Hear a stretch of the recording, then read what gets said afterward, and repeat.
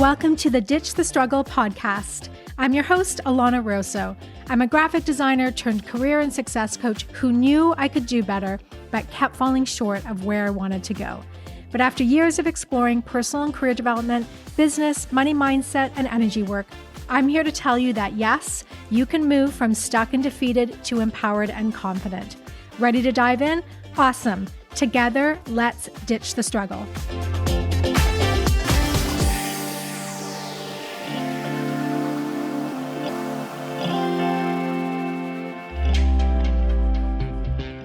Hi everyone, welcome back. Today's episode is not one that I thought I would be recording. I thought we were kind of done with the whole my toxic boss story, but turns out no. There is more I wanted to say. I had ideas and things come up in the last few days, and what I realized is that I left out a few pieces of, I think, important information, and I also didn't get enough, I think, into strategy as to what to do when you are in a job that you can't take anymore, you need to get out, because I had so many incredible messages come to me, DMs and texts like, I've been through this situation, or I'm going through this situation, I don't know what to do. And I thought I could add a little bit more insight into that. And just to let you know that pretty well every time I record a podcast episode, I think about the things I didn't say and I stress out about what I missed. I often re-record the episode too, because I'm trying to bring as much as I can to the table, and I wanted to bring more today. So let's talk a little bit about the logistics of how I left the job, because I talk about how I resigned, and Declan was like, you got to resign, like send the email, and I did. And then I kind of jumped to the fact that I had spent the rest of the summer in hospitals taking care of family, and it kind of worked out that I left this job. And it is true. It's great that I left this job because I really needed to take that time out. But of course, there is a financial component to this. There is a financial factor, and this is why most people just don't leave their jobs, is you have to think about not having that paycheck. How are you going to financially survive? The cost of living in Canada right now we're beyond banana town. I don't know where we are. It's ridiculous. So this is 2021, not quite as bad as it is now, but like most people, I didn't just have tens and tens of thousands of dollars to just be like, I'm just going to quit my job and I'm going to go and it's just going to be fine and like let the chips fall where they may. No, financial stress is real. Declan was not in his job at the time, so there was some real financial factors to think about. And so part of the reason that I was considering and exploring the legal route was that because that would protect me and help me financially. So I really was being forced to leave this job, which is considered constructive dismissal, right? So in that case, you can take the company to court and get a financial settlement so that, that kind of compensates you for what has happened. Again, the recap is I really liked my job, but I had the toxic boss who did not want me in it. So I was essentially being forced to leave. So I remember talking to one of the lawyers, getting all my consultations, and I said, I feel like I have to go this route because it's too risky for me to just quit my job because, I can't do EI, which is employment insurance. And he's like, actually, that's not quite true. So I didn't know what he was talking about. I was like, what do you actually mean? And he said, well, you can get a doctor's note because you've been through all of this health stuff. You can get a doctor's note, you attach it to your EI application, and you can be approved. And this is one way to get EI. So I had no idea that you could do this. And I'm going to share exactly what this is called, this thing that I did to get EI. So I was able to go on EI for a while, which relieved so much financial pressure. And I think you get about, 60% of your paycheck. So you're not getting your full salary, but for some people, and this is why I really felt like I had to tell people this part of the story, it can mean the difference between staying in a job you absolutely hate and being able to get out. And here's the thing. all these people messaging me about like, I don't know what to do. I just have this awful situation.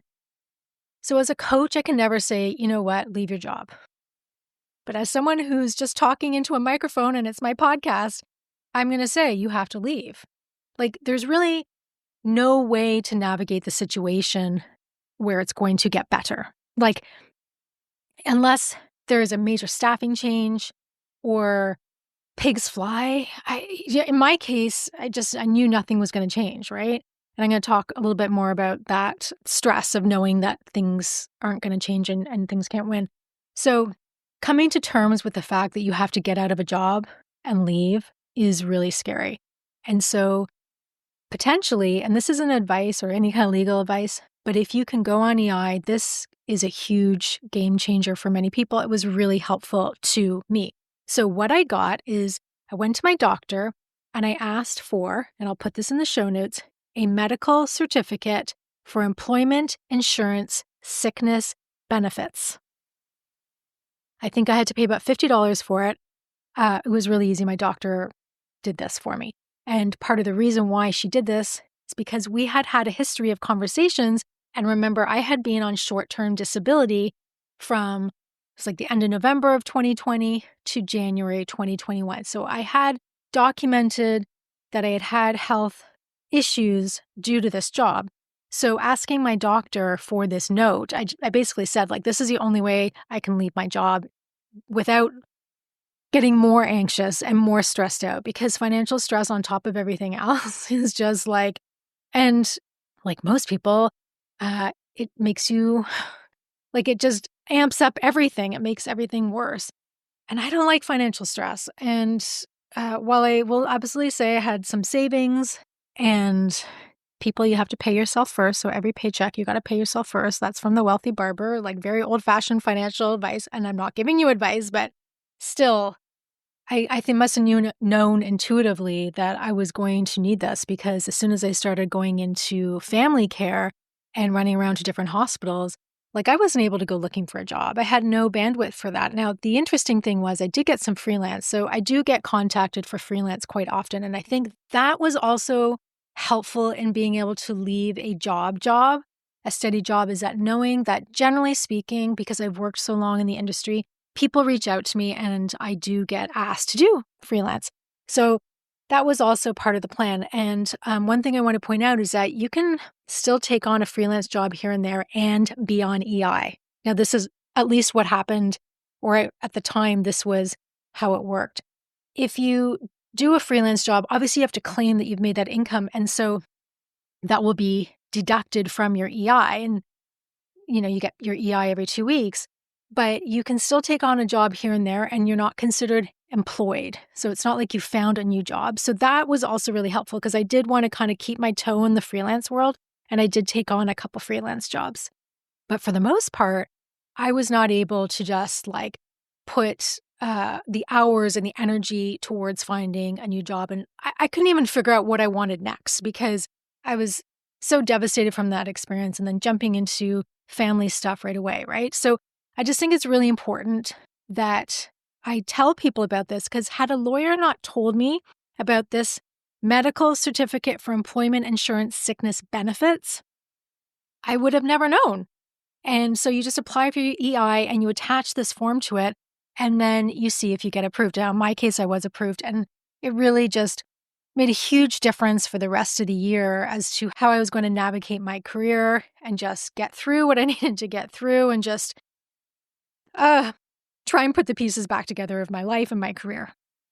So I had to share that, as I said, and hopefully, someone's listening that's going to help them, because having a little bit of income while you do figure out your next step is really important. And I want to add one thing about EI. When I was doing outplacement coaching, I would run into quite a few people who had lost their job, and they didn't want to go on EI. They were like, absolutely not. I'm not going to be assisted by the government. I'm not doing that. They really had a lot of mental hangups about it. They thought they were just living off the system and not being independent, and didn't want to have to rely on anybody else. I 1,000% get that. And I feel like I had that mentality many years ago. However, I had a bit of a mindset shift about it. I don't know how many years ago, but you pay into your EI, your employment insurance, with every paycheck. Now, I started working and getting paychecks at the age of 14. My first job, like a real job, other than babysitting, I was working at a muffin store. Does anyone remember in Toronto, Marvelous Muffins? So I worked there. You've been paying into EI your whole career. So this is insurance. You are paying into an insurance policy, basically. And this is your time potentially to cash it out. For me, I've been on EI a couple times in my life. I've paid into it. And so when you think of it as your money and ensuring your career, ensuring your physical and mental health, I think that makes it a lot easier to just take the opportunity if you have it. So all of that money you pay into EI is getting taken away and invested and put towards an interesting investments, that are out of your control. And it's just like your money is played with and you have the right to then cash in on that insurance policy. So that's how I see it. It's a very personal thing, but I do find it interesting how many people I talk to and they're like, absolutely not. I don't want any assistance. Again, I get that, but also I would question whether, not taking that opportunity, if it was available to you, is a way for you to stay in struggle and suffer more. Okay, so I want to talk about some strategies. So let's say you're in a toxic job and you are thinking you kind of have to get out. So what are you actually going to do? What does that look like? Going to give you some of my tips, things to think about. There might be a little bit of hammer time in here and that you just have to there's certain things you got to do that you're not going to want to do. And I'm going to tell you that you actually have to do it. Okay.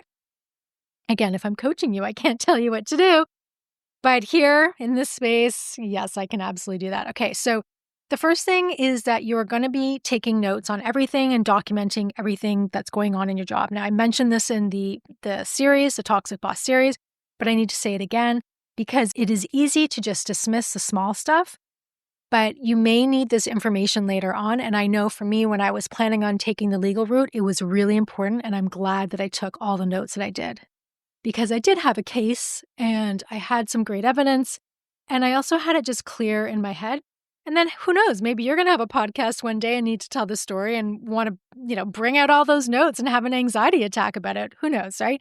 So take notes on everything, document it all, no matter how small it seems, write it down. It's also going to be helpful if you do have to have HR interactions, which are never fun, right? But if you're prepared and organized, it's going to be better. So the next thing I want to mention is that you might want to consider, crazy idea here, is taking all of your sick days / vacation days / personal days. I don't know what's with Canadians about not taking vacation. I think we're one of the worst in the world. So many high achievers, they just I'm not taking these days. I'm just going to push through, work through it, go, go, go. I mean, that's really what got me into a state of stupid struggle for so much of my life, just pushing through and not taking care of myself. So if you're in a really challenging, job situation or boss situation, this is your time to take those days. You have earned, I don't even want to say you've earned them. They're part of your job package. You're okay, your 3 weeks vacation or whatever it is. You need to take it because this is how you're going to recoup and manage to get through each day because some of those days are going to be difficult. And you might want to use some of those days off to do some of the other things that I'm going to talk about. Okay. Now, one thing that I was doing the whole time was, of course, kind of keeping my GP, my doctor, in the loop. Now, to be honest, I didn't think she would be able to help me that much. In the end, going on the short-term disability was really helpful, and that was her idea. I had originally asked for a week off, and she's like, nope, you need 6. But I wanted to have the communication with my doctor because I wanted it on record what I was going through.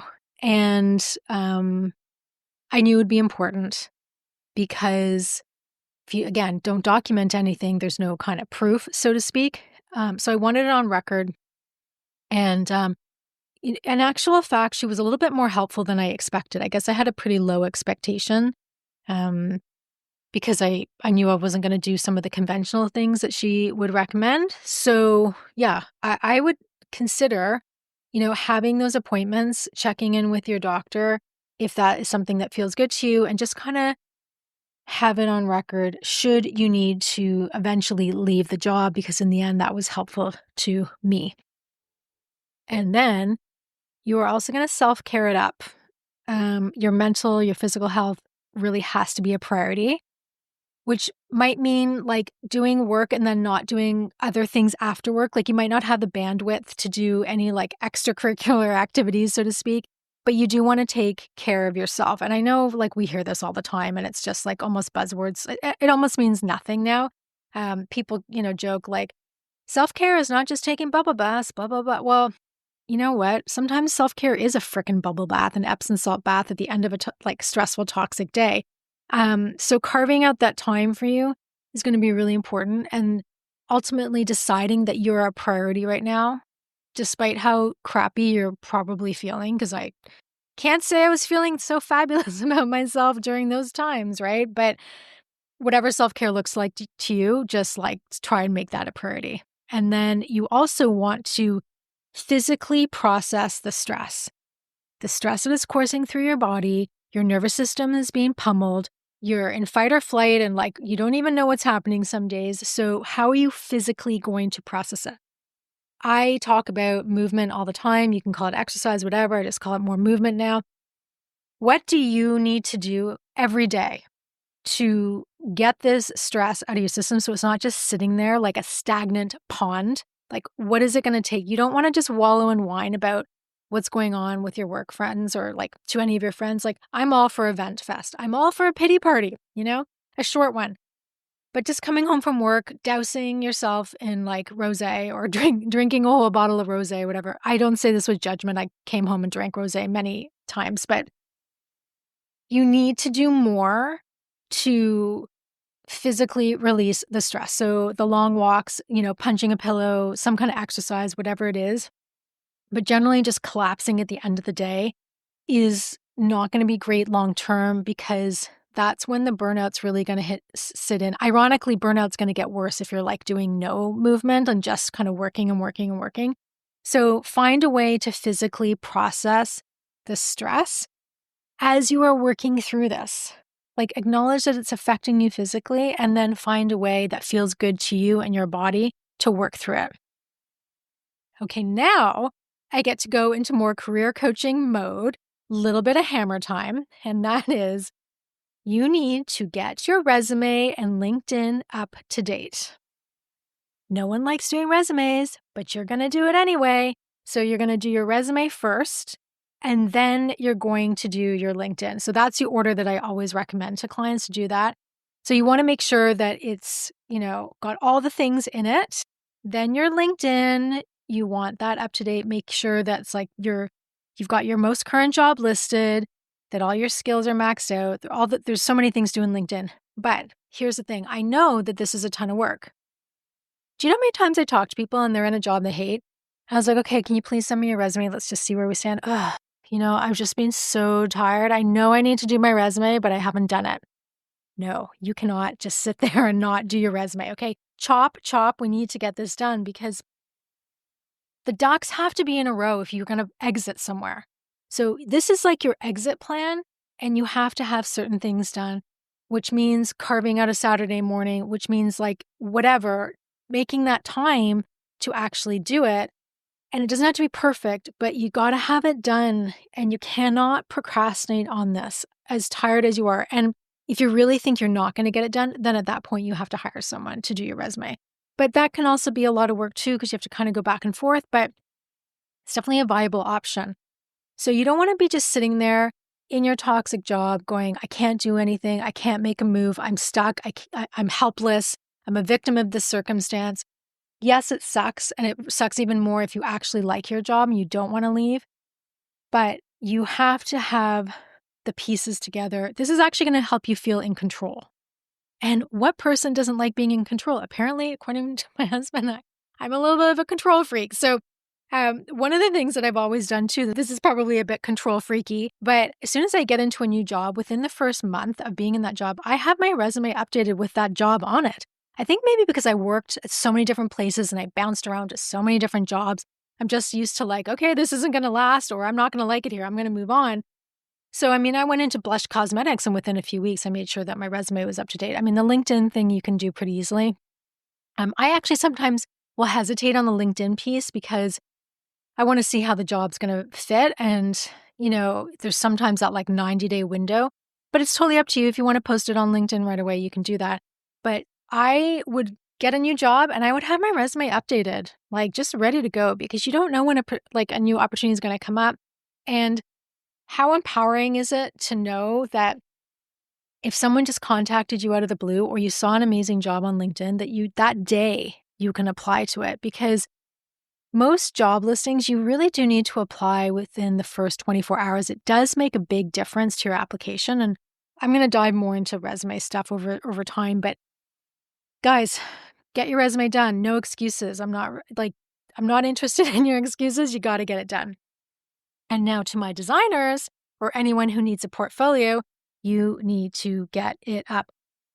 Stop the tweaking. Stop the tweaking. You can tweak till the cows come home. I know you have to be a perfectionist as a designer, and people are going to be looking at the details, blah, blah, blah. I need you to get it up. Done is better than perfect. I can't tell you again how many designers I talk to, and they're like, oh yeah, I've started my portfolio. It's not done yet. It's like months go by. It's not done yet. It's not done yet. You need this to get a job. Like, my portfolio online is like, it's okay. It's not the best thing I've ever done, but like I had a certain amount of bandwidth for it at the time, or whenever I did it. I upgraded it. Actually, I upgraded it to Adobe Portfolio, or not upgraded, but I moved it over to Adobe Portfolio about a year ago because I was paying for a Squarespace site. I'm already paying for the Adobe Cloud system, which is, I don't know, $1,002 a month. That's free. Like, there's so many ways to get your portfolio done easily. No excuses. So get your portfolio up. You're going to feel much better just knowing that it's done and something's out there. And then the next thing you're going to be doing, no one's going to like this part at all, is start telling people that you're looking for a job, which is essentially networking. Again, I would talk to so many people and they've lost their jobs. And it's like, okay, so have you told anyone in your network that you're looking for a job? Like, no, like no one really knows. Like my wife knows, and that's about it. I'm not telling you to put a big post on LinkedIn. In fact, I don't usually recommend that. Like, those posts that say, hey guys, I'm looking for a new job. Think of me. Yay, I need a new job. Please come and help me. That doesn't usually work because they're not strategic. No one knows how to help you unless you tell them exactly what you're looking for. And it has to be a very strategic post. And it also makes you very vulnerable. And I get people might not be comfortable with that. So I never push that on anyone. What I'm saying is that you just need to tell people within your community, your friends, your family, your friends of friends, that you're looking for a job. And I'm going to hit you with a statistic that's going to kind of freak you out a little bit. And I learned this from, my outplacement job coaching. 80% of jobs are not posted online. 80. They're not posted online. They're just word of mouth through the company. Sometimes of them are internal, but a lot of them are just like, a lot of companies will go through their employees first to see if they have connections that can do the job that they're wanting to fill. So the idea that everything's on LinkedIn, everything's on Indeed, all the things, it's not true. So networking has to be part of this process. And again, I recognize that you're going to have a small bandwidth. You're not really going to be feeling like doing any of this stuff. But how bad do you want out of this job? Like, what is it costing you to stay in that job? Like, I knew clearly had mental and physical effects from this job, negative ones. So there was no way for me to really stay in this job, which meant that I had to start eventually putting myself out there. Now, I was distracted for a while. I didn't have to go immediately and find a new job, but it was part of what I had to do. I don't hate networking as much as other people. People think that it's like you have to put on a suit and go downtown and like start talking to a whole bunch of people. First of all, there's so many ways of doing it online too. Amazing, really cool groups that you can network and even if you're an entrepreneur, there's different like networking things online. Meetup has made a resurgence, guys. It's like there's so many cool things happening. Okay, so now if you're choosing to network, this is important for your mindset too. And I want to talk about mindset because you want to not think that you are giving up. So you are not giving up, you are choosing something better. This is the mindset shift that you have to take. And so this was really hard for me in the job, like leaving the job, because I really thought I was just letting the bad guys win. Like they were bad people, everyone who was involved, and everyone who involved was complicit. So the general manager, anyone who's keeping people like this in their jobs, they're complicit in basically ruining people's lives, is the way I see it. They know what's happening and they're choosing to not do anything, or their hands are tied because higher up and higher up, like at the global company level of the Blush Cosmetics, they're saying that this person has to stay, but they're complicit. They have overpriced mascara on their hands. They've played dirty, right? So I felt like there was no justice, that everyone is just letting Jane stay in her job. She's getting the nice big paycheck. They're winning. Like they're winning and they're forcing me out. So basically I'm losing. So they're the winners, I'm the loser, right? The mindset shift that had to happen was just like, okay, if I quit and leave this job, I'm not giving up. I'm really just choosing something better for myself. Or even if you want to just say I'm choosing different, that's a great way to look at it as well. This is hard because, that saying, knowing when to hold them, knowing when to fold them, like that was a lesson for me here. Because I'm a fighter, I kind of like to keep my claws in things, and I could not.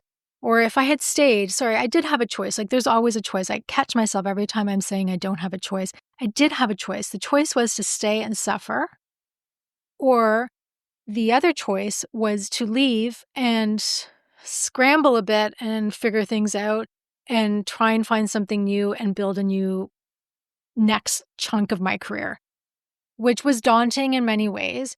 But there were choices to be made, and it was, how they say you have to choose your hard. So I really had to choose my hard. And while I felt like they were winning, and that was really hard because they got what they wanted. They wanted me to leave. They wanted me to quit, and they got it. Yay, congratulations, you got it. They're thrilled, I'm sure. But yeah, it was difficult, and I struggled with this one for a little bit. But if you really try and shift your mindset there, so you're not giving up, you're choosing something different or better, it's going to help you in the long run. And then that ties into changing some beliefs. When we're in a toxic job, it's really hard to think anything better is out there, because it's like we're stuck in like a vortex underground, like sucked into a dark, murky vortex. We cannot see the sun, the sky, the moon, the stars. Like we can see nothing. We're just seeing frickin' dirt. Like that's how it feels. So it's really hard to believe like, oh my gosh, there's a job out there for me that could be better than this. But this is what you have to choose to believe. So I'm giving you a very challenging task here. I like to say, like, I'll say this to clients is like, you're looking for the perfect job and the perfect job is looking for you. Or you're looking for an amazing job and the amazing job is looking for you. It's like there is something out there for you that matches your skill set. It's out there somewhere. I don't know what it is. I'll never be able to tell you what that job is. And you probably can't even imagine it. Like when I was leaving Blush Cosmetics, it's so hard for me not to say the real name. When I was leaving Blush Cosmetics, I couldn't imagine anything else. Like if you had said, what's your dream job? It's like, I don't know. I'm just literally trying to like make it through the next day and just to kind of recover. And I'm just trying to get a good night's sleep again and not have to take like headache medication, right? So I get that. It's going to be really difficult, but this is where you dig deep, right? And I always say that. So imagining that there is something out there, or believing, even if you can't imagine it, that might be a step too far. Just believing that there is another job out there for you. This gets really tricky too when you start talking to friends and family, or like your weird cousin Vinny who's always negative. They're going to say, oh my God, there's no jobs out there. You can't leave. You've got benefits. You can't leave, right? The economy is awful. There's like, you're never going to find something as good. Like, just stick it out. Just stick it out. And you're sitting there going, if I stick it out, I am literally just going to crawl into like a dark room and never come out again. Like that's the only way I can just get out of this situation. Forget thriving. You're just trying to survive, right?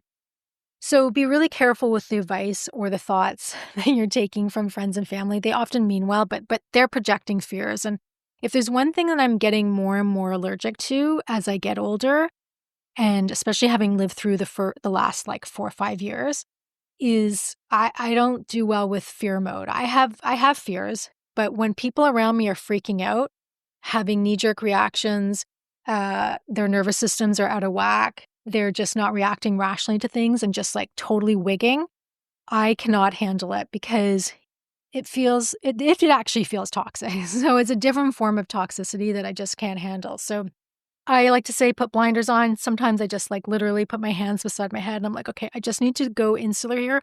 What is right for me? So then that leads to, I think one of the most important things here is that you have to make the decision that you deserve more. This is hard because your mind has been kind of effed with. You have probably been made fun of at work, emotionally abused, or you've been overworked, undervalued.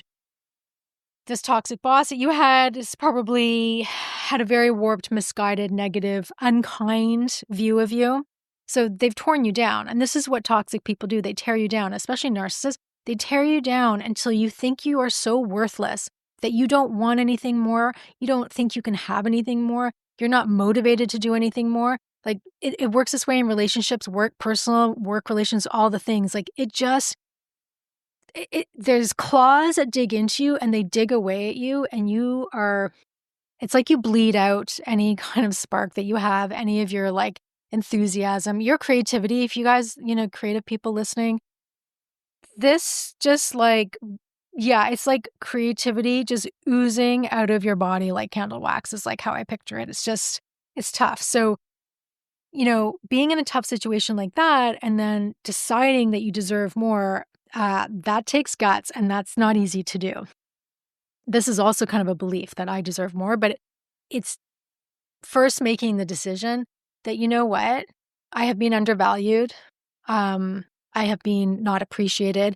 I have received unkind treatment and I'm not going to take this anymore. Because then what happens is you will start doing the things you need to do. You will start getting those ducks in a row when you make that decision. So this is really, really important because now you are stepping into a world of potential and potential possibility. You have to believe and understand that there is more out there. And I would say this is the biggest fear or the biggest thing that trips up people from moving jobs. It's not like they're just scared to make a move. What I see is that they don't think there's anything better out there, especially if they've been in a really tough job for years. It's like your reality becomes so small. You're just now living in this tiny bubble. But meanwhile, there's a billion other bubbles out there and the world is much more expansive, but you can't see it. So talking to other people, getting out of your house, thinking of ideas of what you can do. I remember we had such an interesting experience. Our car battery died. And so the guy comes, the CAA, like the auto person comes to our house to change the battery and do all that stuff. And he goes up to Declan. He's like, hey, man, I really want to change careers. I'm talking to everybody. I just want to know what you do for a living. And so they started talking. And I thought, how cool is that? This guy sees, maybe he sees, I don't know, 10, 15 people a day in his job. And if he's asking every single one what they do for a living, it's sparking ideas. I was like, this is amazing. This is being proactive. This is networking. They never know who the guy's going to meet. And you're also getting curious about what else is out there. So you're getting out of that tiny little toxic bubble that you're living in. Like the guy clearly didn't like his job. And I feel like it would be a really difficult job. Like the weather in Canada is gross in the winter, especially, and you're having to do these house calls and stuff. So we really appreciated his help. But I just think that was such an interesting way to approach job searching. I don't think this guy was spending hours and hours on LinkedIn, which is really not productive. I'm going to say right now, spending more than an hour a day on LinkedIn when you're trying to find something, it's not going to be helpful. Like there's just a max that it's not going to be helpful. That's, again, just my thoughts, my opinions, my observations from what I've seen working with clients. And mentally, it's just so draining. Like I honestly get tapped out on LinkedIn after 10 minutes, but it is a good tool. So I'm still going to tell you to get your LinkedIn profile done. So yeah, stepping into that different world of possibility, the idea that things can be different from you, not kicking yourself for getting into this position, not blaming yourself, just I had to truly accept that this experience happened to me for a reason. And I think I kind of contradicted myself in the series, and I contradict myself all the time because I'm a human, but it's like part of me was like, I think I said like, I wish it hadn't happened. And then I think in the next breath, I'm saying, I'm glad it happened. And both are true and both can be true because I did learn a lot from it. I feel like that sounds a little bit cliche, but first of all, I can see a red flag in someone a million miles away, especially in any kind of corporate environment or even with a client. Like the signs are so clear for me and I just run the other way. And quite frankly, I don't have any truly negative experiences now with what I'm doing in my career. Like everything's been pretty good because, guys, I really did make the decision that I deserved more and that I built myself back up and I recognized that I actually was really good at my job. I let myself believe that despite what she was saying, what other people were saying, the fact that they wanted me out of the job. So to get to that place takes time. That's one other thing I just want to say is that if you've gone through a really difficult job situation, this idea that you're just going to get over it in a couple weeks, like that maybe you get 2 weeks off before you start a new job and that you're just all going to be fine. I have a friend who had a job 20 years ago and is just feeling like she has cleared through some of that stuff, like the big stuff from it. And I have no judgment about this. I totally understand it. I was like, yes, because these experiences are so, I don't know what it is about work experiences. I think they're so tied to our worth that they leave such an impression. It's like they tattoo us with the judgments of that company or these experiences. Like they become, it's like they seep into ourselves. And that's partly also why I'm going to tell you to start doing the stress reduction movement and like beat the pillow or whatever you need to do, or take up karate or get your Cobra Kai on or something. But I get it. I totally get it. I had to work just 4 years ago going through this and recording the podcast. It's going to hit me. I kind of had to laugh because when my podcast editor was doing episode 3, she's like, yeah, I just got to say, like, I've never heard you say more times in an episode. I can tell that you were really stressed recording it. So I was like, oh my God, I called it Umgate, that episode, Umgate. I think she edited most of them out. I actually didn't listen to episode 3 again because I just didn't want to go back in that space again. But it just goes to show you that, years can pass and you're still going to remember things. The goal is to be a little bit detached from it. I mean, I really do have an appreciation of some of the things that happened to me. So know that it does get better, but understand that it could take a lot of time, and that is okay. I just think we underestimate how hard these kind of jobs are. And I think that toxic jobs are kind of normalized now. It's like, oh, it's normal if you're just crying in the bathroom. Of course, I cry in the bathroom every day. Or the devil wears Prada. It's just like, it almost glamorizes having these awful jobs. So that's not cool. That's not helping us. Okay, so I hope I've given you a few more strategies. The main thing is, again, thinking that something else is available to you and putting yourself first. And you do not have to stay in something that you hate. There are other options available. Even if you don't know what they are, they're floating around somewhere in the universe. Just take care of yourself while you're doing the hunt for the new job or while you're trying to transition out of the toxic job. And know that you're not alone. By virtue of all the messages that I got about these challenging job situations, you're not alone. It's not your fault as well. And if you look back, I know that if you leave the job, as difficult as it's going to be, you will look back and probably, I can't guarantee it, but I'm pretty sure you're going to wish you had left sooner. So don't wait any longer. Get your ducks in a row. Move on to something better because you deserve it. Take care, guys.